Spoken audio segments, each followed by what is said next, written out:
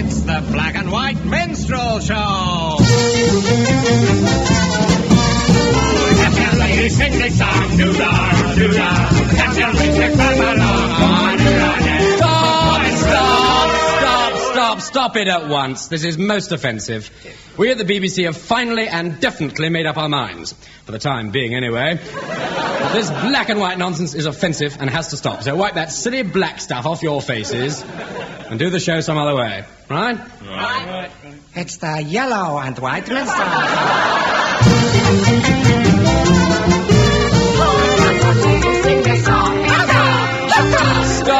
Stop. That's no better.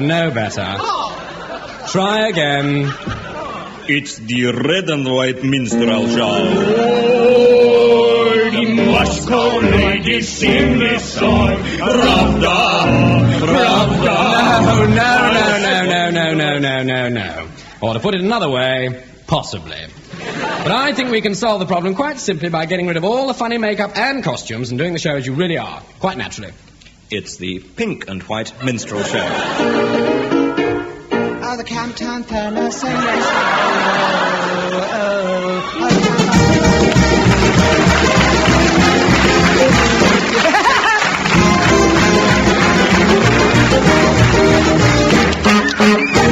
And once again, the prunes of the Angus Tune strain bring to the microphone Tim Brooke Taylor, John Cleese, Graham Garden, David Hatch, Joe Kendall Bilotti. And without further ado, let's hear the voice of this week's Mystery Gibbon. I'm sorry, I did that again.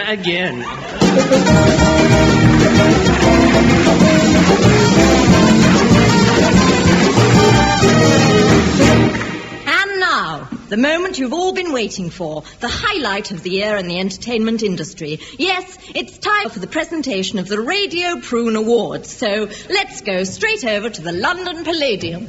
Here I am at the London Palladium, and very nice it is too. But now let's go over to the Radio Prune Awards. Well, here at the Ickenham Gibbon Stuffing Institute Public Baths and Masonic tea rooms, there is a great air of occasion. The audience is full of showbiz personalities. I can see Raquel Welch sitting over there, and in front of her I can see two short, bald-headed gentlemen who... silly mistake. Every actor who is anybody is here, and many young starlets who are anybody's are here as well. And now the audience are settling down, and I can see the usherettes moving down the aisles, distributing programs and OBEs. And the tension is mounting as the time approaches for the presentations, and in fact, at this very moment, the Radio Prune jury are in conference, deciding who should get the awards. Perhaps we can eavesdrop and hear what they're saying. Long-haired entertainers. Long-haired entertainers. It's the Permissive Society I blame. Permissive Society. Well. Everywhere you look, you see these young actresses with enormously inflated reputations. Enormously inflated. You never saw reputations like that in our young day. More's the pity. I once had my reputation inflated. Did you? Enormously inflated. Of course, that was during the war when everything was inflated. I lost a leg in the war, you know. Never found it. I lost a bungalow. Had it blown off. I had my reputation blown off. Clean as a whistle, just above the knee. That's the trouble with these modern youngsters. If they all had their heads blown off, they'd be dead. Like the rest of us. They're all sex mad. Sex mad. sex mad. Can't get enough of it. Neither can I. And another thing. There's a lot of them about. When we were young, we didn't know the meaning of the word sex. What does that mean? Sex?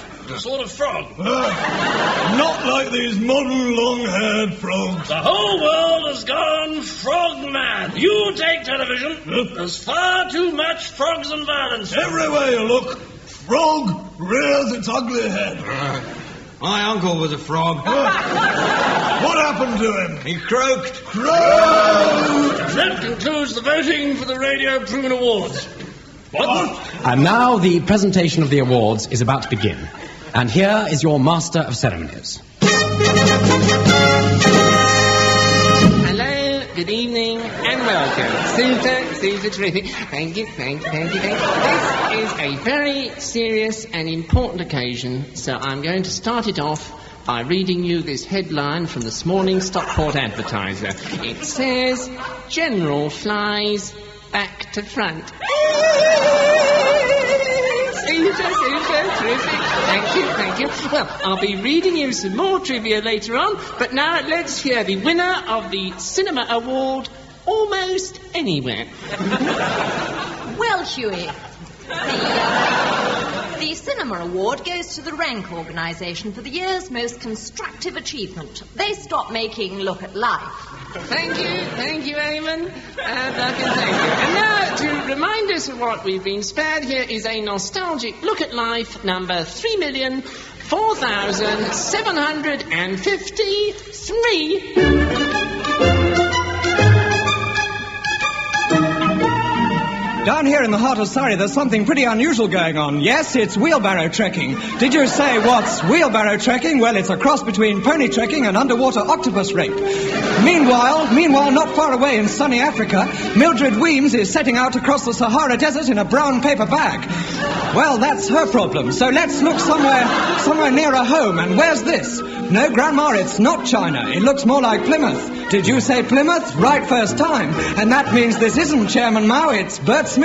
And if you've ever wondered how to make macaroni with the hole down the middle, then ask Ted and Gladys Rumble. Incidentally, Ted and Gladys are brother and wife. They've lived here all their lives, but Ted tells me he's 43. How's that for a coincidence? And speaking of coincidences, this is the Tate Gallery. Did you say Tate Gallery? Look again, chum. Yes, it's a hovercraft. And speaking of hovercrafts, how's this for a bungalow? Well, bungalows may be a far cry from the Taj Mahal by moonlight, but while we're on the subject, let's see a horse's eye view of the Grand National. They're off, and so am I. Cheerio.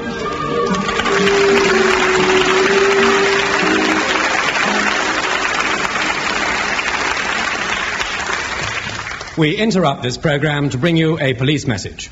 A Centurion tank has been stolen from an army camp in Aldershot.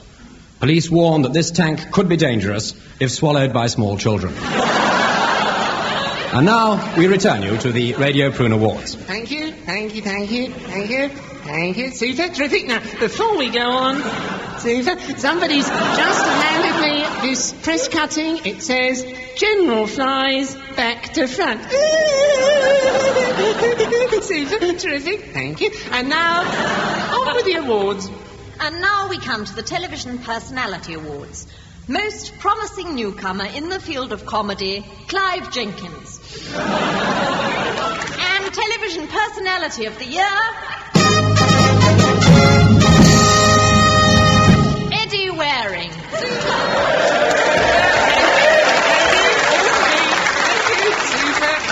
Terrific. Well, Eddie, that's absolutely terrific. And will you just say a few words of thanks to me? Well, a great privilege. One thing leads to another. Speaking of leads, I see Hunslet had a good day as well, Kingston. Honest, a great try against Wigan. It was quite a match, well worth watching. Big Tommy Whalen helping Huddersfield get 20 points against Bradford Northern. And that's all you get in. Thank you. Thank you so much. Thank you, Eddie. Super, terrific, wonderful, marvellous, great, super, terrific. Push on.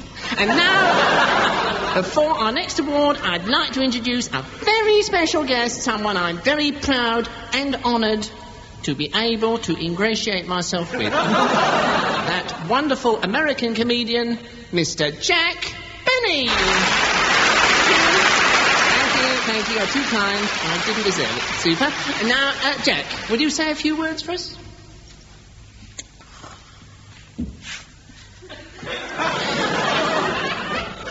Well, David,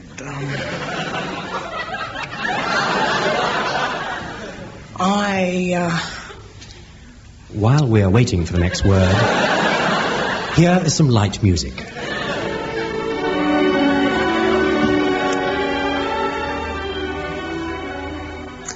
certainly am happy.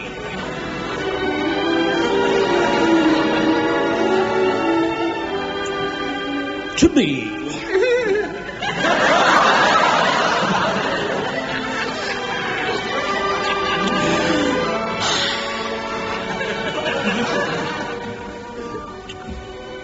here. Thank you. That really was a laugh an hour. And that reminds me, we've just heard that a ministry spokesman has just announced General Flies back to front. And now, the Radio Prune Special Award for Television, which is presented annually to the best long-running television series about two doctors in Scotland in the 1930s who live with an endearing housekeeper and spend more time being lovable and homely than they spend actually curing people. And this year's award winner is...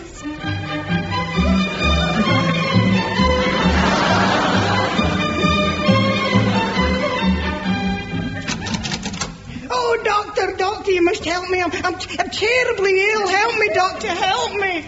Is there any more tea, Janet? Dr. Finlay. And would you like another kipper? Doctor, it's my leg. It's fallen off. I'll have another kipper, Janet. Oh, doctor, my head feels as if it's spinning round and round. It is spinning round. Do something, please do something. Here's your kipper, Doctor. Oh, and here comes Dr. Cameron. Good day, Dr. Finlay.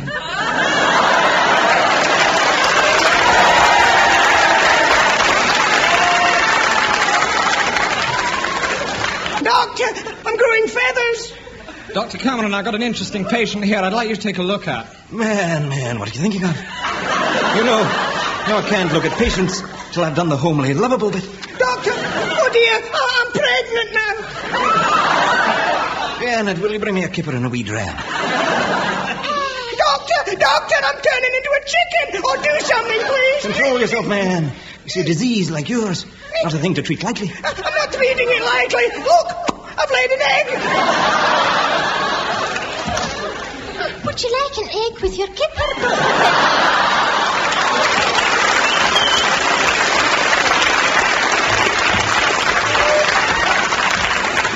No, thank you, Janet. I must be away on my rounds. There's an epidemic in Tannock Bray. Everybody's turning to farmyard animals. Doctor!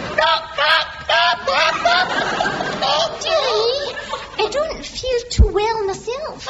I think I'm turning into a cousin. No. Dr. Cameron, what can we do? Oh, calm yourself, man. Man. They become animals. What am I going to turn into? Please! I'm changing! I'm changing! Great Scott! Oh, no! I've never believed it possible!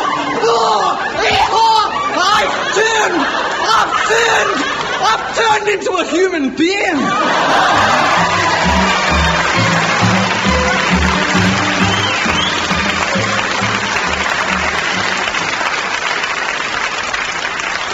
Thank you, wonderful, super, terrific. And I've just this very moment been handed a press cutting from tomorrow's paper which reads, General Bax flies at front. A new one.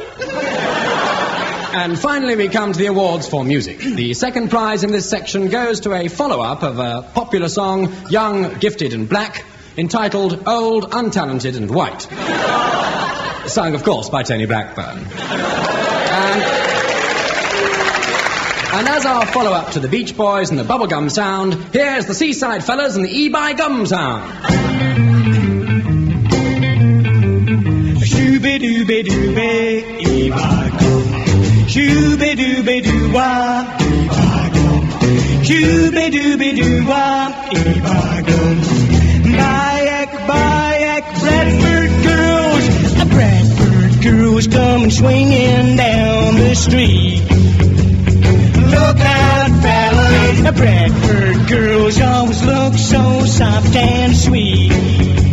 In Sheffield girls are okay, but you gotta try a Bradford girl someday. Cause the Bradford girls really knock me out.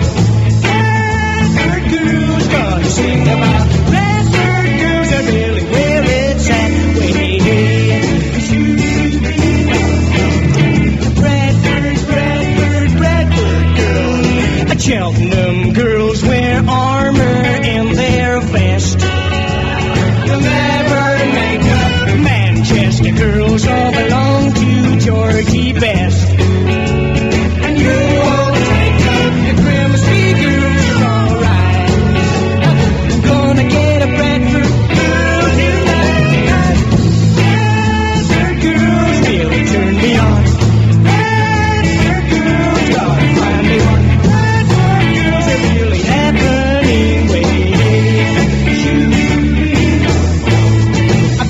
full of breast and the Bradford scrubber, grooving at the Yorkshire Pudding Club. Blue suede clogs, a woolen shawl, Bradford, Bradford, Bradford, Bradford, taking my baby to the bingo hall. Shooby-dooby-doo-wah, shooby-dooby-doo-wah, a Bradford kisses taste like fish and chips. Big old Harry, Bradford girls got big, wet, greasy lips. Like anywhere in the Reagan girls are a gas. I thought you really ought to dig a Bradford mess because the Bradford girls really are the boss. Bradford girls always come across. We'll let it all hang out when you head to be Bradford, Bradford, Bradford, Bradford, Bradford, Bradford, Bradford.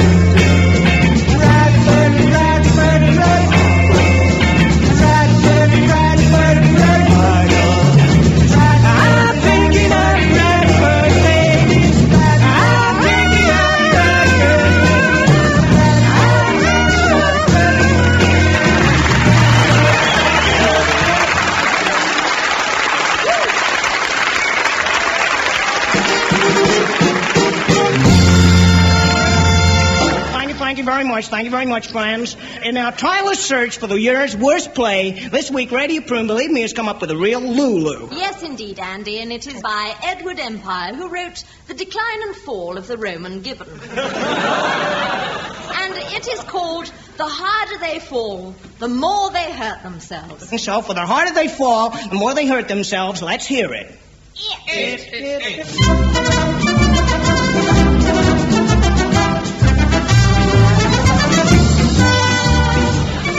Boxing is not what it used to be. It used to be tiddlywinks.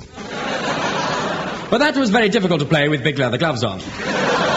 So, to improve the game, people decided to throw away their winks, discard their tiddlies, take all their clothes off, and beat the living daylights out of each other.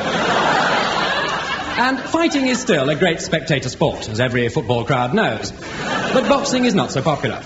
No longer do the thousands flock to see Don Cockle's muscles or Bruce Woodcock's winkles. And, of course, TV is killing it. And it's not much good for boxing either. But yet, even now, the whole glamour of the fight game could be restored if a new personality boy could be found. A real chump. A champ. No, chump. Who could capture the imagination of youngsters with his skill, good looks, and £2 million publicity machine. Our story of the search for such a man begins at Jack's Gym in Bermondsey, a boxing school run by the former paperweight champion of the Outer Hebrides, Jackie Tim.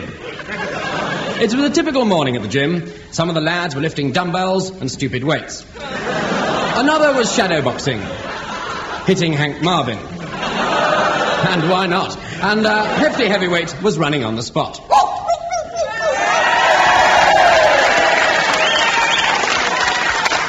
Poor old Spot, squashed into the ground, never to return. Not now, not ever, never! Most of the lads at Jack's Gym had been fighting for years, and they were battered and scared. Scarred. No, scared. And many of them had a cauliflower ear, a potato there, and a leak when they got nervous. But, listening to them talk, one soon realized that inside those battered, shapeless heads were battered, shapeless minds. As they discussed their latest fights in that technical language only boxers understand. You see, I sort of waved my thing, what do you call it, on the end of my arm. Fist, yeah, that's it. I waved my fist at him, and I walked about, on my elbow.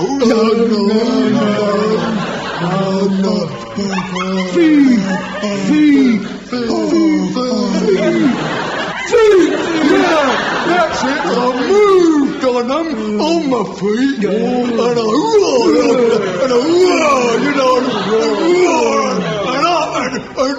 and then he hit me. Come on, what are you lot doing? All right, here's an easier one.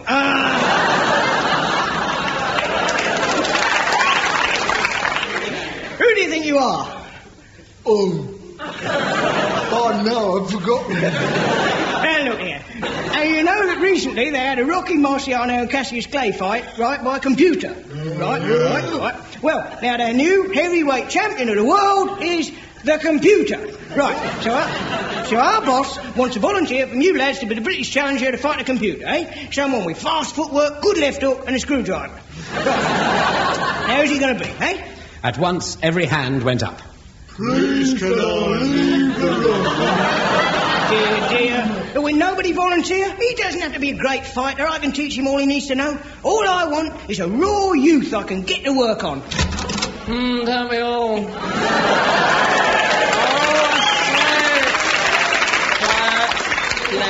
Hello, boys. Who are you? I'm Butch. Now, look, you mustn't be misled by the fact I made a rather poovy entrance, because I'm definitely not like that.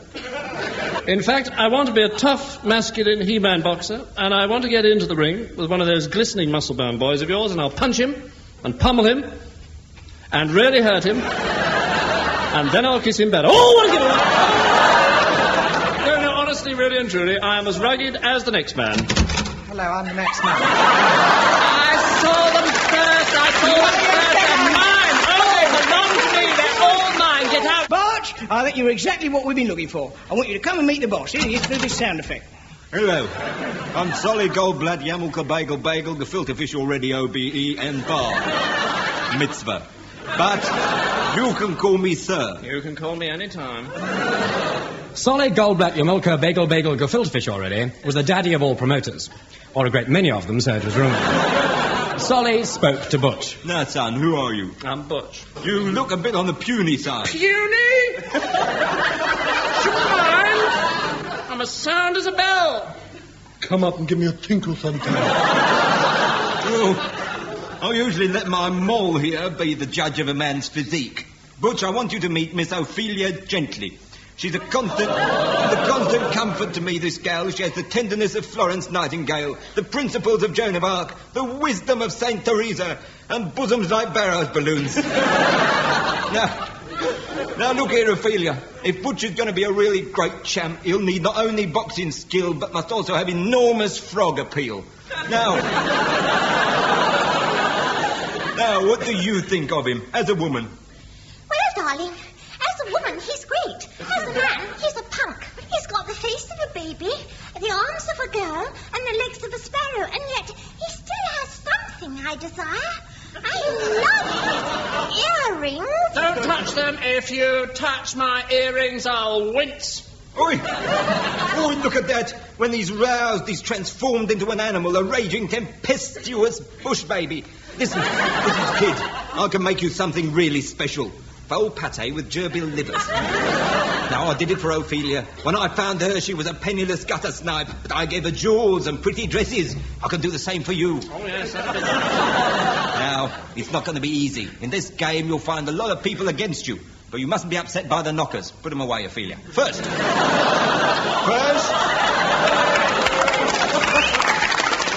we're going to change your name. From now on, you'll be called Sugar Puff Robinson, right?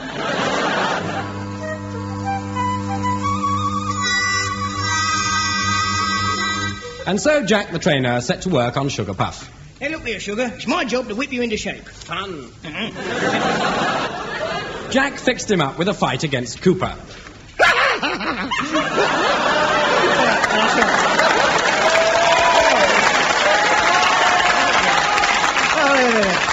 Hey, I can fight him. I can fight him with one hand. One hand tied behind my back. I could fight him with one hand tied behind my back. Of course I'd lose. Take a card, any card, take a card. At last, Solid Goldblatt, etc., Gefilte Fish Already, called Sugar Puff into his office. Now, my boy, I want you to get into the ring with this computer and beat the living daylights out of it. There's a lot at stake. You'll be fighting for an enormous purse. Goody, it'll go with my huge handbag. Now, there's nothing to worry about. Jack will be your second. Don't you believe it?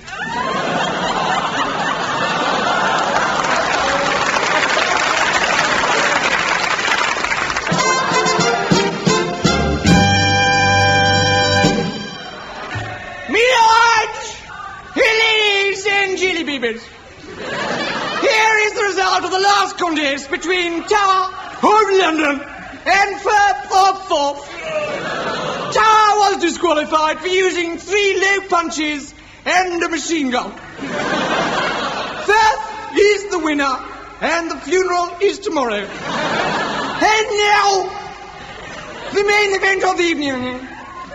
The heavyweight championship of the world.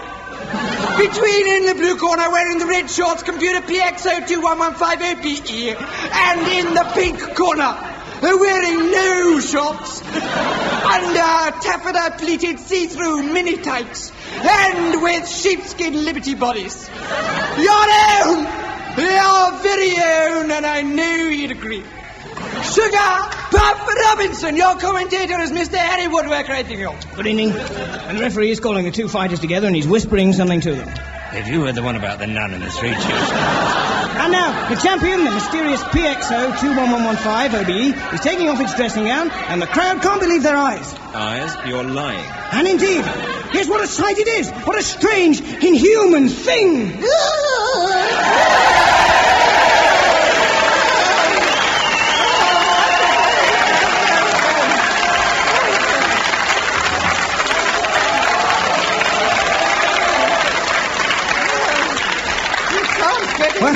Well, no wonder this is the champion. No man could stay in the ring with that.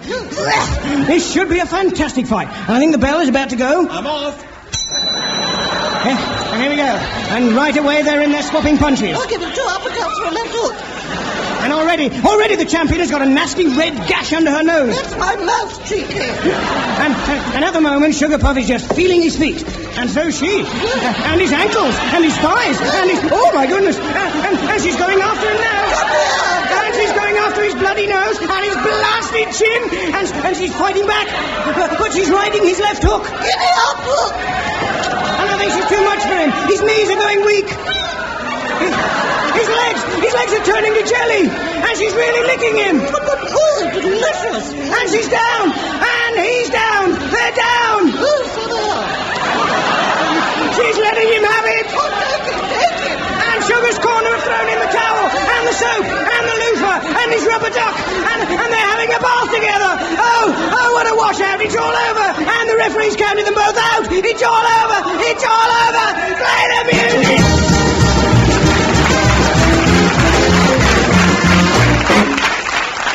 That was I'm Sorry, I'll Read That Again, performed by Tim Brooke Taylor, John Cleese, Graham Garden, David Hatch, Joe Kennan and Bilotti. The producers were Peter Titheridge and David Hatch. The song was by Bilotti, the band was under Dave Lee, the arrangements were by Leon Cohen. And the script was written by Graham Garden and Bilotti. And next week it's perfectly possible to be on again. God help us all. My name is Angus, and I always listen to I'm Sorry, I'll Read That Again. You got my